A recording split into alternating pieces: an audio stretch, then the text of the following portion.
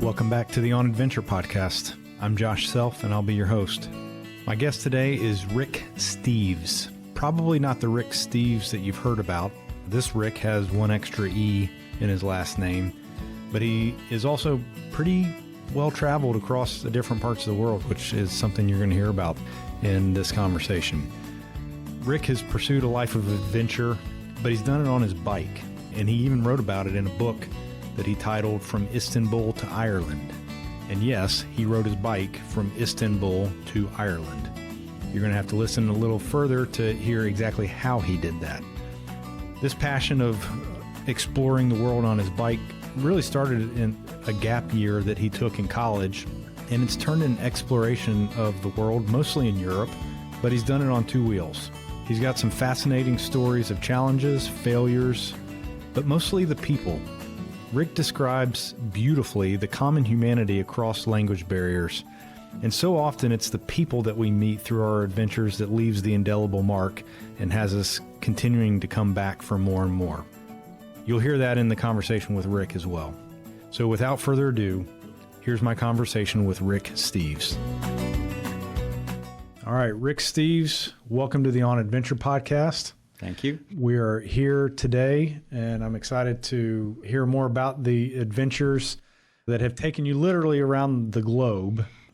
But what I'd like to do is, if you wouldn't mind, for everybody listening, tell us who Rick Steeves is and where you're from, what you do with your free time, and we'll jump off from there.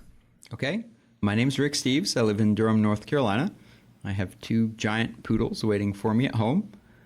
I grew up in Shelby, North Carolina, and my background's mostly IT.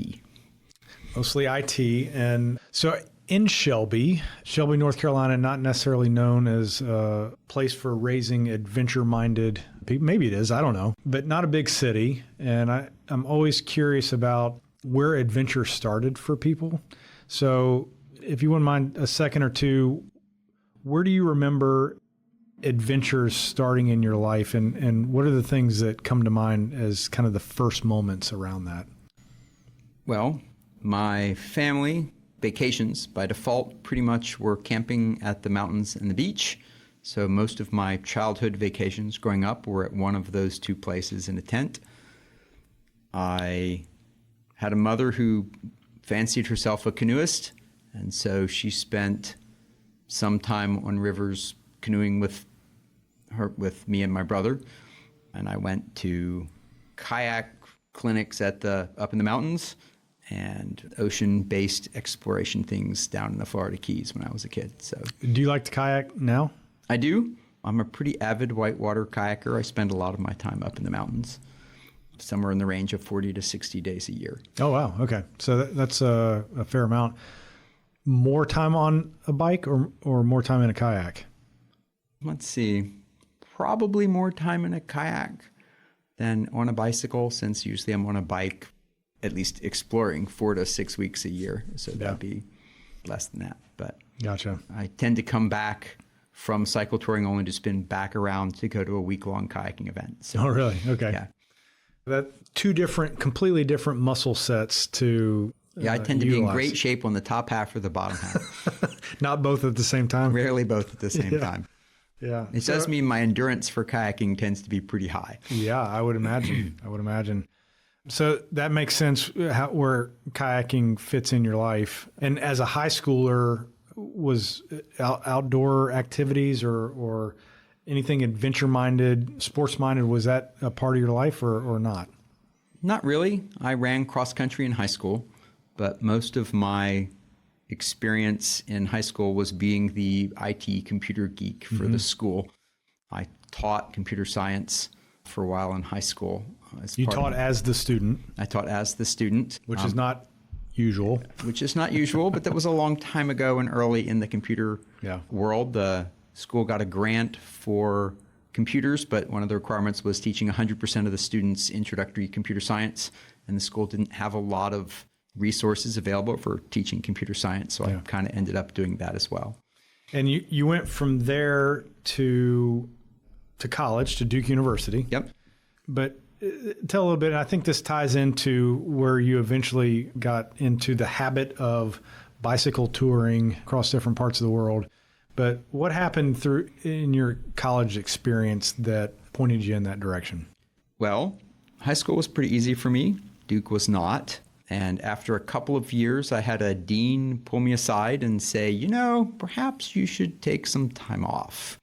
Hike the AT, bike across Europe, take some time to figure out what you want out of life. At that point, I said, no, I'm good. I went to summer school. That year at Duke, I took classes this summer. I did better. They were like, okay, you can stay. Like, your grades are good enough. You maybe. And I was like, no, I still don't know what I want. I'm going to take a year off. Just didn't have a direction for why you were taking classes. So I took a year off. I worked both with my father and at a local truck transmission plant. And across that period of time, the idea of cycle touring in Europe kind of grew.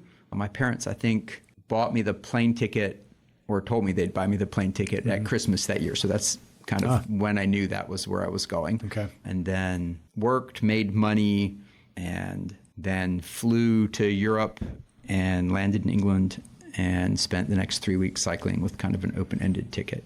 Yeah. And probably a pretty seminal moment in your life to try something that you'd never done before. Probably didn't have much of a blueprint for how to do it. I had no idea what I was doing at all. I landed in London with a set of bicycle panniers and nothing else. No map, I had Boy Scout camping equipment and blue jeans and all things that... Did anybody try to talk you out of doing that or not? I don't remember anyone ever trying to talk me out of it. My parents were supportive. Obviously, they bought you the plane ticket. They bought me the plane ticket to get there. So, yeah. Yeah, that's great. And is probably one of those moments where, thankfully, you didn't have somebody in your ear trying to talk you out of it, because I don't know. I can be pretty stubborn. That might have made me more likely to go. It would have fueled the flames a little bit. Maybe. Yeah.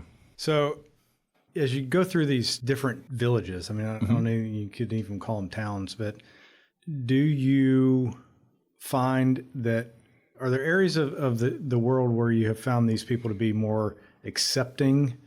Were there areas where you're like not sure what the people were going to think about you or how they would treat you? Does that? Yeah, so I have not traveled through many of the places that are the kind of extreme edges of cycle touring. So I haven't biked in Africa. I have not biked across most of Asia, except for, a day and a half. Generally speaking, cyclists are accepted in Europe. Cycle tourists actually get kind of that extra people stop me. They ask me questions. The list that you mentioned in my book are questions I get asked all the time. Really? Day in, day out. That said, generally speaking, the poorer the country is, the friendlier the people are. Like, the more out of their way they will go to make sure that my problems are solved, that they can help me fix the thing or figure out the thing that I need to do. What do you make of that? Do you think that's just human nature? I think they're more used to needing to help each other out and less able to stand on their own. Not to say that all of the other, 30-something countries in Europe at this point, I have great experiences with people in all of them, and very few people not friendly kind of things. Ranging from, people providing me somewhere to stay that they're like, oh, or stopping me in a car and saying, do you need, my house is right down the street. You've been on the road for a while. Would you like a shower and a warm meal to eat? To ticket agents coming out of their little booth and walking me through train stations and bus stations to get me to the place that I need to be because they figured out that I don't speak the language and I can't figure out their instructions. And they just are like, all right, fine. We'll just walk you over to the train, which is great. Wow. So the more poor the area, the more kind responses you've gotten. If you could separate it by country, are there any particular countries that stand out as more accepting of foreigners? I'm not sure it's an accepting of foreigners as much as it's just helping people. Working your way from Istanbul towards Ireland, you effectively run through a financial transition. Turkey to Bulgaria to Romania to Hungary, each of those countries has more money than the last. There's a big transition in going from Hungary to Austria, because the amount of money between those two countries is huge. Eastern Europe's had a lot of financial support that has come with the transition to the EU, but they're still financially far behind. Austria, Germany, both are wealthy countries in Europe, and they're much more order related. Like process matters a lot more than it does in Eastern Europe. More this is the way the rules are work and we'll fix it inside of that, as opposed to Eastern Europe, which is a lot more of like, wow, I wonder how we can fix that.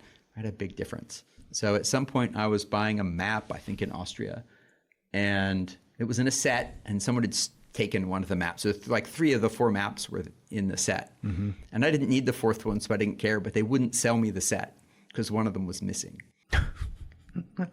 Right? You didn't care. I didn't care. Yeah. I tried to buy fuel at some point in Switzerland, and the only fuel they had that would work for my stove was the display model. Like they were out of stock. And I was like, okay, that's fine. You know, it's good. I'll take that. Right? It's okay. And they're like, oh no, it could be used. I'm like, weighs the appropriate amount. Seems good to me. It's like, no, I can't sell it to you that way. And in the end, the person in the outfitting store walked with me to a restaurant across the street, which had a scale, so he could weigh the fuel, figure out how much of it was missing, and appropriately adjust the cost of the fuel to charge me the right amount. Oh my gosh. Pretty sure it was about $5 total. I really didn't care. But he couldn't sell it to me without knowing that. That's kind of normal across their culture. You'll get that kind of thing in Germany, Austria, Switzerland, right? You'll get that kind of very order-structured framework. Interesting. More often than not. I'm not saying it's the whole country, but those are the countries that I run into that type of quirky little story. And that's an interesting way to think about your journey from Istanbul to Ireland, is a financial transition and really a history transition. Right. As world history has changed each of these different areas. Did you expect that in your trip to see that kind of stuff? It wasn't on my radar. I originally had planned that trip in the other direction because I figured I'd start where it was easy, which is Ireland, where I've spent a lot of time, through Western Europe, where they speak a lot more English, and I can mostly get by, traveling into Eastern Europe, where there's like Cyrillic characters and less transition of English to whatever, like English being the second language. Yeah. Right. But in the end, I had a friend I was going to meet in Switzerland at a particular time, and I had a soon-to-be ex-coworker who had offered me a place to stay in France for a few days. And in order to get that timing to work, I had to go the other direction. So, which is what caused the trip to be from Istanbul to Ireland instead of Ireland to Istanbul, which meant that pretty much I had headwinds often instead of tailwinds, and that I followed the Danube uphill for 2,000 kilometers instead of downhill, but it worked out. So it literally made it a more difficult trip, elevation gain wise? Well, I mean, at the end, I was at sea level at both sides. Both sides, yeah. The net result was the same. Yeah. But it made it more difficult, the much bigger cultural shock starting out in Istanbul than it would have been starting out in Dublin or Limerick, where I've been before. Yeah. How many nights along there did you, I mean, again, it seems like you had a pretty good plan. You had a rough idea of what hostels or campgrounds you would come along the way. I mostly navigated day to day. So I had 2 days out. Rarely could I tell you where I would be 2 days from now. Gotcha. Both from a destination perspective or a accommodation perspective. Part of my trip every night is looking at a map and trying to figure out where will I be tomorrow, much less where I will be weeks from now.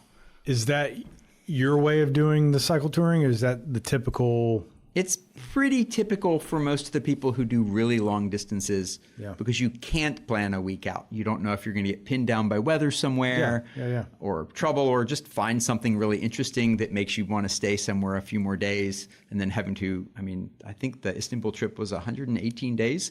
So the amount of work it would take me to plan 118 days out before I left, only to have that go completely off the rails 3 days into the trip and then trying to fix them all would have been terrible. I carry a tent with me. A lot of the long distance cycle tourist wild camp, probably 90 to 95% of the time. Okay. So they just find a spot, put up a tent, and stay there. it's not mostly me. I tend to stay in somewhere that I'm supposed to be. So that's a backup. But in the end, I tend to stay at a campground about 40% of the nights and hostels about 40% of the nights. Yep. And the other 20%, whether that's a hotel, which was more often in Eastern Europe because they didn't have as many campgrounds and hostels and they weren't expensive, to someone who I met along the way inviting me to stay with them, or an abandoned castle by the side of the road, or just by the side of the road sometimes. So, was the abandoned castle, was that the coolest spot that you stayed at? I have a hard time limiting things to coolest. And, coolest is like, is someone going to bother me while I'm sleeping here? So in that context, random thing on the side of the hill is actually better. So I've spent a little bit of time on the Appalachian Trail backpacking, and particularly for the thru hikers there's a couple things that they talk about. One is the first several days are the hardest. Same thing you just said about cycle touring. It takes a little bit of time to get your legs under you, and it's painful until it's not. And so when I've done them as like weekend sections, which is like the worst way to do it. Doing the worst way. Yeah, it's the worst way to do it, because you're just, by the end of the weekend, you're just kind of getting like, oh, my legs can do this. And I had an AT thru hiker describe it as the rule of three: the first 3 days, the first 3 weeks, the first 3 months. Oh, yeah. I like that. As being the kind of break points for all those things. And yep. As I've gotten older, I probably need 5 days or so before my metabolism really starts to be, in place and okay. And I can tell when it happens. You can. Yeah. You can feel the difference. Suddenly I can go up hills that I couldn't go up before, that I can just keep moving and I'm not tired. I just need calories. And if you've done hiking, you know that calories become all important. So the other thing that a lot of times they'll talk about is trail magic. Just these little caches of food or water or drinks. Sometimes you have no idea who put them there, but local people usually are doing something kind for the people that they know are suffering through the thru hiking. And so the trail magic is something special. I mean, it's something about doing these things where you're experiencing the kindness of another human being. And I not long ago interviewed a gal that spent time backpacking through Eastern Europe, and her comment was the best part of it was the people. It was the people that she got to experience. So I'm curious, did you have any moments of trail magic or really experiencing the kindness of people while you were doing this? It's a big part of why I do it. Oh, really? Okay. And I've had more instances of people helping me solve whatever the thing was that was going on at the time than I can count. Whether it's offering me an actual place to stay or a shower, or dragging me across town, or what was happening? I was in Bulgaria trying to get a map for Romania, the country next door. And I could get a map of Spain in the bookstore, but I could not get a map of Romania. And I'm in a bookstore with someone who does not speak English trying to explain what I want. And another patron in the store said, who did not speak English, but kind of got my attention and said, come with me, I can, get you a map. And we went outside, and he had a bicycle out there, and he's like, come on. And so I got on my bicycle and I followed him pretty much across town, where we ended up at some little kiosk that sold maps. And there was a lot of discussion at that point that involved words that were very clearly American, and cart and velo, which is bicycle, and not finding it, but more gesturing, which then dragged us to some other part of town, which was some sort of import office, as best I could tell, which was closed. But he got the number off of the door and then grabbed some passerby, and again was like American and velo and cart and things I don't understand in, Bulgarian, called some number. It was like, wait here. I'm like, okay, what else am I going to do? And about 5 or 10 minutes later, some really old guy showed up on a moped, opened up the building, took me inside, and there was a map of Romania up on the wall.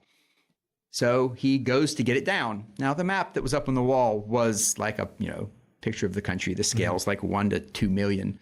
A bicycle touring map is like 1 to 200, 1 to 300,000. So the scale of it is like super highways and nothing else. It's completely useless to me. So I'm like, it's okay. And he's like, no. And he goes up to the wall, he takes the framed map off the wall, digs around, finds a pair of pliers, pulls all the stuff out so he can pull the map out, hands it out, and he's like, make a copy. And he sends someone, like at this point, we have a bunch of people with us. Like we've just been collecting people through this, like, because there must have been 15 people in that office by that point. As we'd added people, as each time my escort had explained what he needed, we'd added more people to get along. And somebody takes the map, goes through the building, comes back with a photocopy of the map. It's, maybe 1.5 feet across, 2 feet across of like all of Romania. It's completely useless to me. But they're all so excited that they have found me a map of Romania. So I get it. I say thank you. They all cheer. They like pat me on the back. They, wish me on my way, and off I go with this map and like 2 hours worth of time that has not accomplished anything at all, but super helpful. Was that frustrating, or were you leaving that going, yeah? I mean, it was a little, I spent a lot of time going, I don't know what's happening next because I'm just being dragged around by a guy who does not speak English telling me, no, it's good. That sounds like a comedy episode or something. That was crazy. Would that happen in Durham, North Carolina? It can. I've had experiences that are people being really friendly out in the U.S. It's less. There are fewer cities in between the sections. For the sections of the U.S. that I've biked, they tend to be bike trail, not like separated out of town, kind of. I sometimes feel a lot more in U.S. like I look more like a homeless guy than a bicycle tourist.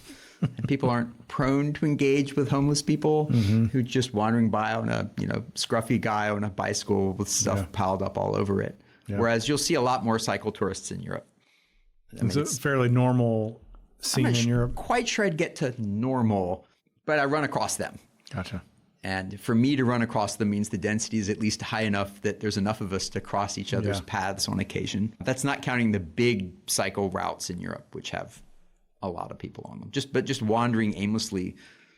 Cyclists route themselves similarly. If you're going from point A to point B and you're looking at a map, you're looking for not the super highway, you're looking for a path that has camping or hostels on it, you're looking for supermarkets that are on your route. All of those things tend to make you route in a similar pattern, mostly the traffic one.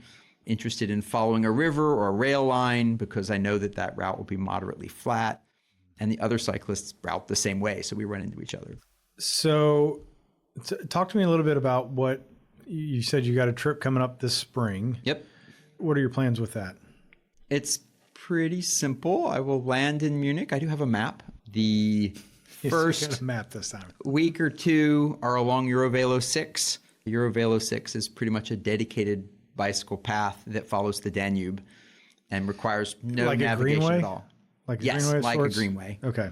Pretty much riverside the whole way, paved asphalt or tight, packed, crushed limestone. It's pretty hard to get lost because there's a river and the Danube's pretty big. The people kayak the Danube as well, and the kayak clubs maintain campgrounds that are 10 or 20 miles apart. My range is substantially farther than a kayaker's. So I pretty much can get up in the morning and just kind of go that way. And whenever I start feeling like I should stop, I can pull up the app that I use to find stuff and find a campground within 5 or 10 miles and stop there. So it takes no planning. I mean, even for me, it doesn't take planning. Gotcha. I mean, even me who doesn't plan, it's even less planning than that. That'll get me to Budapest, which I enjoyed the last time I was there. And then there's a big lake in the center of Hungary, which is a kind of tourist destination. There's a bike trail that runs around it. And then back across pretty sure they're not Alps at that point, but the mountains in Austria back to get to Munich again. I mean, there's some big mountains. You've probably been through some big mountains on some of these trips. Are there points where you literally can't ride? It's too steep to ride a bike, or? Absolutely. Really? Now, you're more likely to hit those points not in the mountains. Mountains tend to have roads that are designed to wind their way up through the mountain and get over the top. Foothills, that type of thing, is a lot worse than a good long, even 10 or 12% mountain grade. I tend to find myself walking a lot more often in places that are not mountainous. There are exceptions to that. Greece is pretty hilly.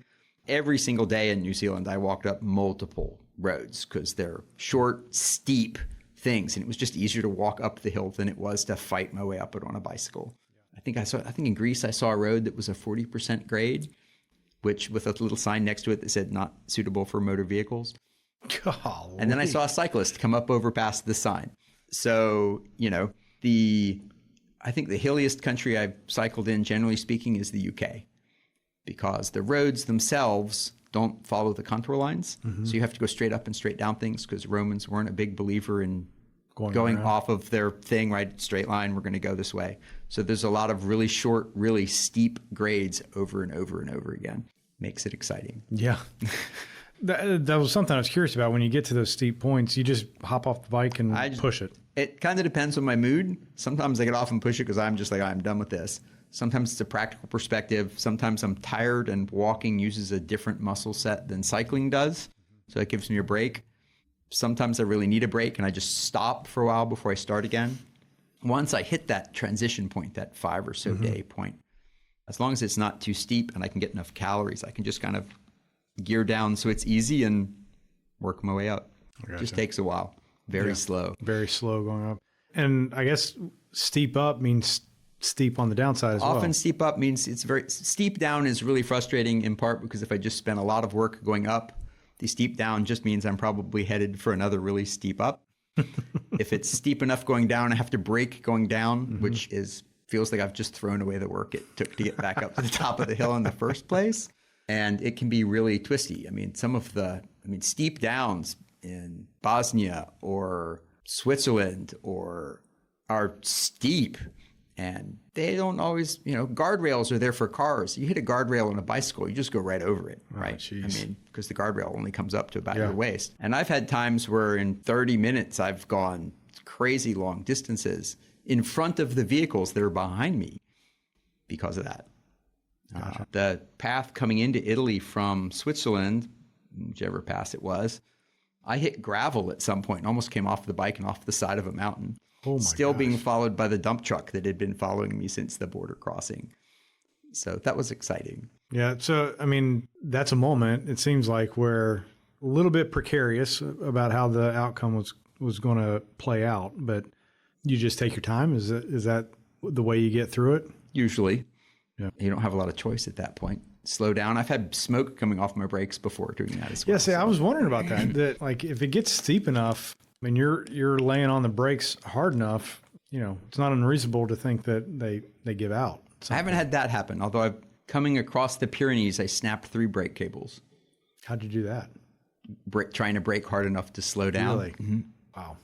So then I'm going to blame maybe low quality brake cables, I hope, too. That's exactly what it was. In Spain, right? So what did you do? You just replaced it with another brake cable. But do you stop and get off? Yeah, the bike at least has 2 sets of brakes. So I've never snapped them both.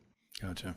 So one of the thoughts that I had about the length of time that you've been doing these, the geopolitical tenor of Europe has changed a bit. Yes. Have you felt that as you've... Absolutely. In what ways? The U.S. has a really large footprint in geopolitics. And so I get asked a lot about things you would not expect someone in Europe to care about in the U.S. because of the U.S.'s impact. In New Zealand, the people in New Zealand really remember the U.S. showing up in World War II significantly. I got told repeatedly I should go visit the U.S. base, and that they very positively remembered the U.S. from that experience.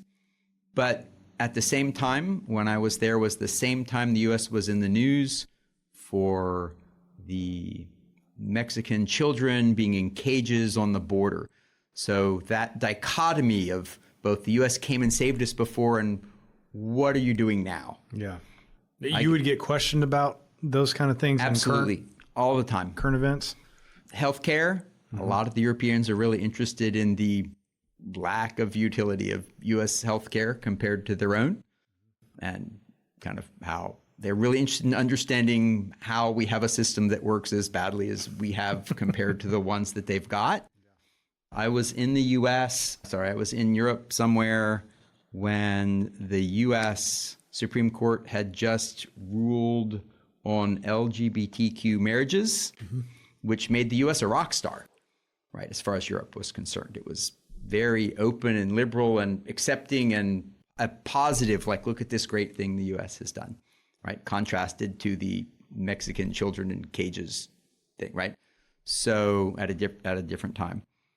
So the U.S. politics significantly impact my experience because the Europeans want to understand what the U.S. is doing, positive or negative, because of how it extends out across the rest of the globe. Do you feel on guard when they ask you, like defensive in any way, or is it really more curiosity where they're coming from? It's mostly curiosity. Sometimes it's a little bit more aggressive than that. How could the U.S. do this thing? My usual answer that helps diffuse that is, well, I left. Like, I'm here. See, that works. Yeah. And then we can move forward from there. Yeah. So that's one of the things I thought about as I was reading through your book is it does seem that you have a very, maybe a dry sense of humor, but a very good sense of humor. And I wondered how that plays into, you know, going to places without much of a plan, without really any contacts. Do you use that to your advantage? Does that come up or not? I'd like to think I try. Yeah. It doesn't always work. Humor doesn't always translate well, country to country. But I try and take things as they come. I've dealt a lot with the European impression of American tourists in particular is not always very good. Americans don't speak a lot of languages. They expect everyone else to cater to their things as a whole, not in specific. Yep. Cyclotouring breaks me out of that. Like, they don't tend to think of an American on a bicycle. I get asked often if I'm Canadian once they realize I speak English. Surely you can't be from the United States. Right. That's the case. Yeah. Or am I from Germany or Switzerland or the countries in Europe that have a lot of people who bike tour out of them across the rest of Europe? So the default assumption, I think, is not, an American on a bicycle. Yeah. And that makes a big difference.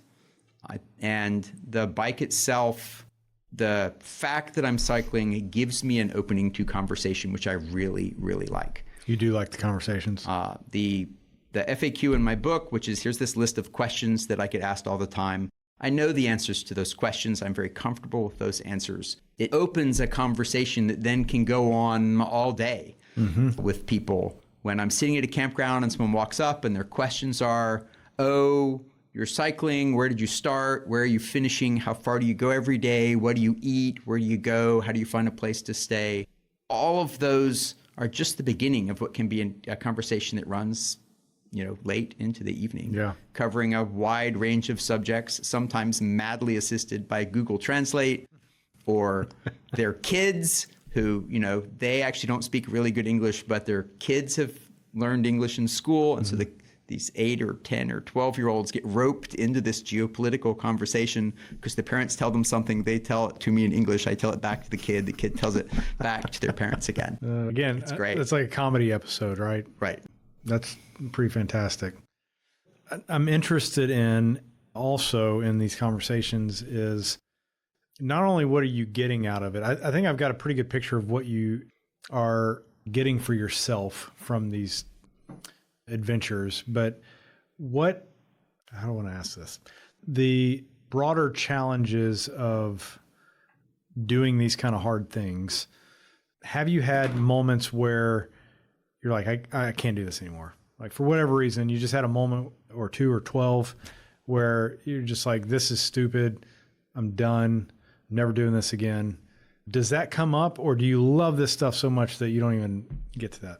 It comes up all the time, especially in those first few days, right? It's really hard. You're getting used to, your body's having to get used to being on a bike. Your metabolism is just being torn up from the calories that you're burning that you can't process fast enough. The culture is different. You can't figure out what a supermarket looks like. The traffic patterns aren't quite the same. I've been yelled at by people in Europe because I stop for the cars because I don't trust them to stop because I'm used to being here. And the Europeans stop. And so they're like, I'm stopped. Why are you stopped? Where, if I'm here, I stop and the car looks at me like, are you stopped? And I'm like, I still don't believe you're not going to run over me. So especially in that first trip, the one in '89 at some point in Germany, I'd been cold, I'd been rained on all day. And I was finally somewhere dry. I was in a phone booth crying because it was just really hard. And that moment's pretty significant for me because what I realized at that point is that my problem wasn't going to go away. Like, I could sit there and do nothing, and at the end, I would still be sitting in a phone booth in Germany, thousands of miles from home, there wasn't a fix. I had to fix it myself. And, from that moment, that particular moment, as I kind of started to pull myself together, I looked down the hill and over the fence, and there was like an abandoned warehouse or something nearby. And I pretty much crawled through a gap in the fence, picking my bike up over the fence, tucked myself into the warehouse, cooked myself dinner, curled up with a pair of warm, fuzzy socks and a sleeping bag, and things got better. You were good. And I was good. Just kind of have to push through those moments and know that they're not going to go away on their own.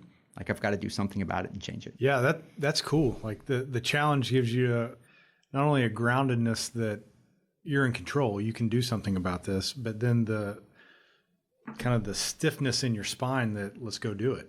And well, part of it's that I don't have a choice, right? Yeah, okay, things are terrible. I'm in the middle of a field in Germany. I'm in the middle of a field in Germany. Like, there you go.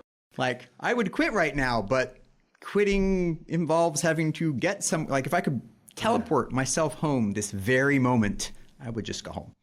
But the process of getting home takes long enough to get past that point and back to it being fun again. Interesting. Yeah. I'm effectively trapped in my own adventure. Trapped in your, and that was by design or not by design?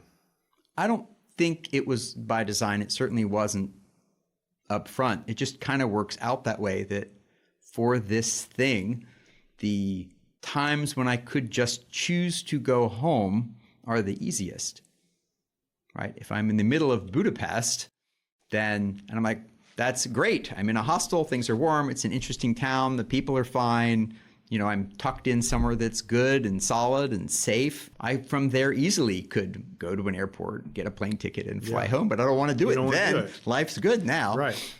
So. But being out in the middle of nowhere with no exit. The process of creating the exit in the end means you don't need one. That is fascinating. That is so cool.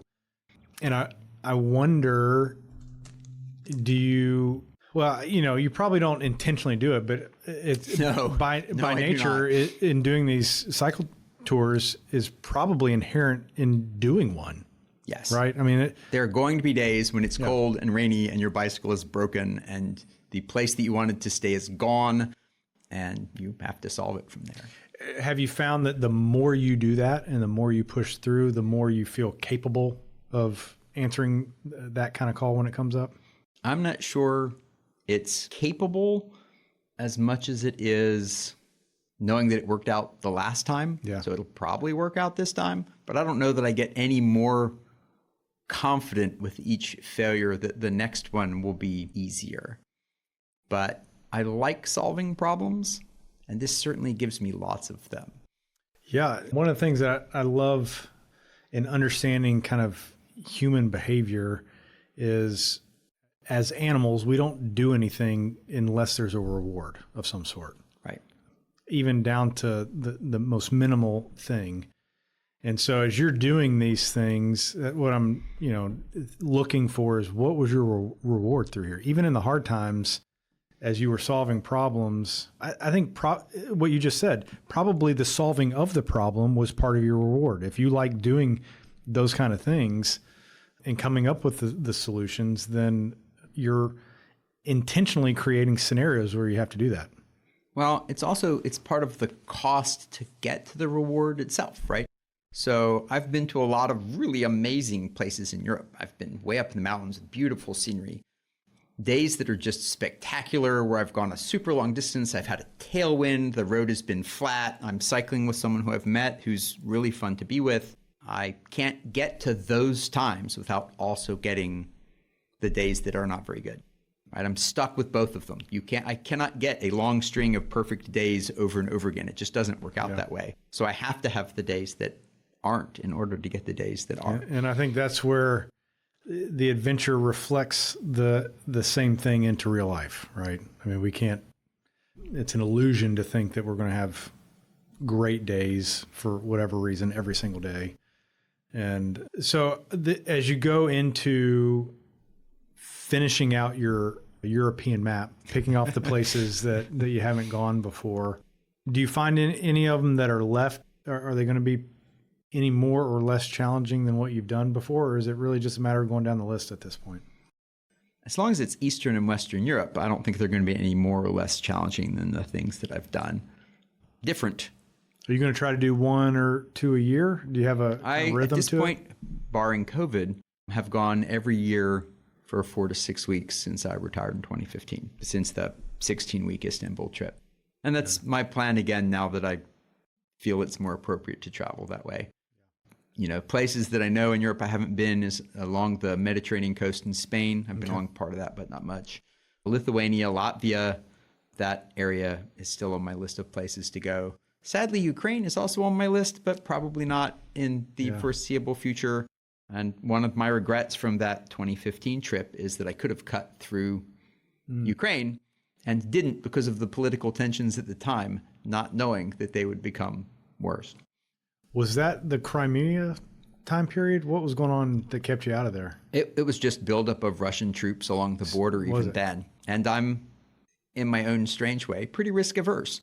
Yeah. So, you know, cycling through a war-torn country or one that could be invaded by Russia at any moment, which has proven true, I'm likely going to avoid. Very cool. Now, are your days of touring across the U.S., you think you're done with that? I'm done. Yeah.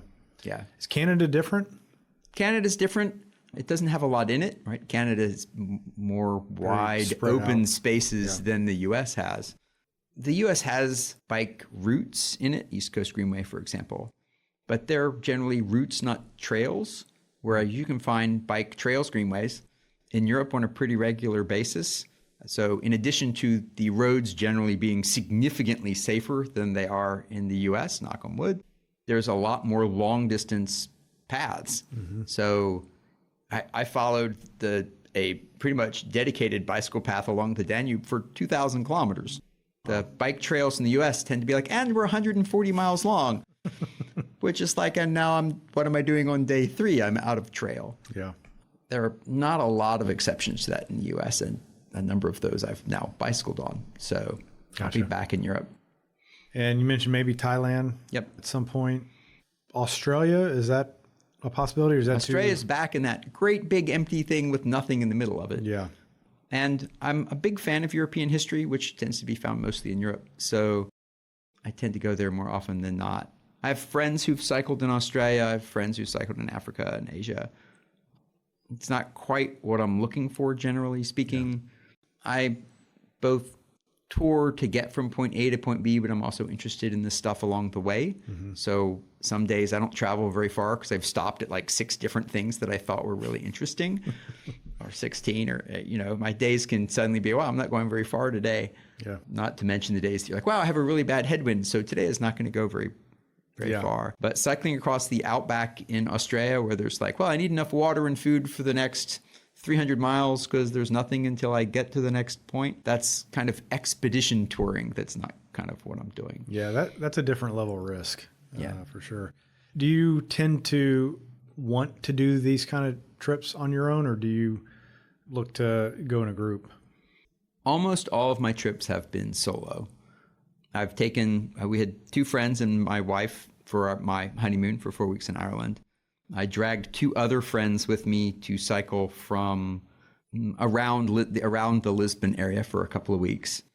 I meet cyclists all the time that I spend long periods of time with, several days at least. And one that I met in 2015, we actually reconnected again in 2016 to bike a large chunk of the Camino in Spain. That's probably the longest I've ever cycled with random stranger. And along the way, it taught me many things about how different people cycle very differently. Not only speed, but the distance they want to go, the things they're interested in stopping to see, the amount of money they want to spend, their tolerance for bad weather. Like, I don't like cycling in cold rain, so I tend to not. If they're really comfortable with that, it's not a good fit. Do they want to stay in hotels or wild camp all the time? Is our general pace the same, right? Because if we aren't biking at about the same speed on a regular basis, it's really hard to stay together. It's not like putting us both in a car and pushing the gas pedal and we both go the same distance. Yeah. So it can be hard to find people for whom cycling's a good match, and just being kind of in each other's back pocket for days on end in something that's got a moderately high, up and down stress level can make that extra challenging. Yeah, so I've dragged friends before. I dragged a friend from Milan to Rome as well. I mean, people who I know here in the Triangle who I've taken with me, and that's great, and I love it, and it's really good to do. But my default is solo. Yeah, it seems like it would be very hard to find the right match on all of those levels so that you could go have the same, go at the same pace. Right. And on the AT, they say hike your own hike. Right. And it's very true for bike your cycling own as well. bike. When my wife and I had our honeymoon in Ireland, and she's not a cyclist, she's not super outdoorsy generally, but pretty willing to roll with the punches. But the problem was I was in way better shape than she was. So she needed more downtime, cycling shorter distances, more days off. And we eventually reached what I thought was a really good compromise, which is we would bike to somewhere interesting. We'd stay there for several days. And while she wandered around and looked at the things that were nearby, not on a bicycle, I would find something interesting 40 or 50 kilometers away and biked out to that thing and come back. So we were getting to share the experience, but both have our own part of the experience as well. That's cool. I mean, that makes sense. And at the same time, and it's probably similar to on stories of through hiking on the Appalachian Trail, everybody's hiking their own hike, but inevitably the people going in the same direction, you have overlap. Right. You see similar people at similar points. Maybe you are staying at campgrounds or different places together, but then during the day you're doing separate things.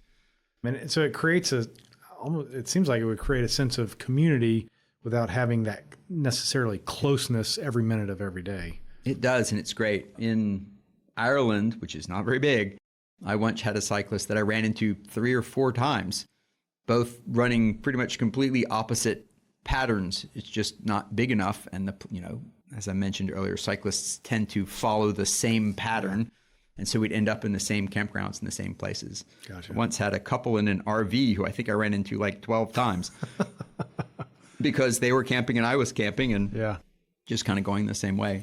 Very cool.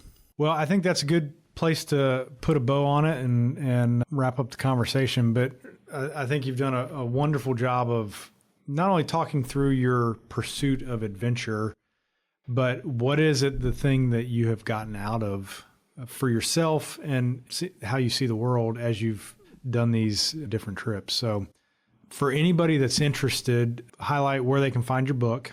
And then also, because this bicycle touring is not a big interest, like football or something like that. But if somebody was interested in finding out more about how to do that, where would you tell them to start? Well, so in the context of finding my book and that, my website's irelandbybicycle.com. So you can find both the book and my blog there. People are welcome to reach out to me. I am always happy to talk at more length than people probably care about. For bicycle touring, there's a lot of different ways to tour, much like your hike your own hike. So just bike and panniers isn't the only one. I'm familiar with a lot of them, at least. There are innumerable Facebook pages now that are collections of people who bike tour. That gives me a much bigger sense that there's actually a lot more people out there than I sometimes feel like there are. Yeah. Yeah. Very good. Well, Rick, thank you very much for coming in and talking to me today, and I certainly appreciate it. Well, thanks for having me here. Yep. All right. Thanks for listening. And I sincerely mean that because I'm extremely grateful that you choose to spend this time with me. I don't take it for granted, and I hope you enjoyed it. If you want more content like this, be sure to check out material on my website at ridgelinewealthadvisors.com. That's advisors with an ORS. And sign up for my monthly newsletter, The Money Trail Guide, which you can find on the blog page. Until next time, I hope you pursue your own great adventure.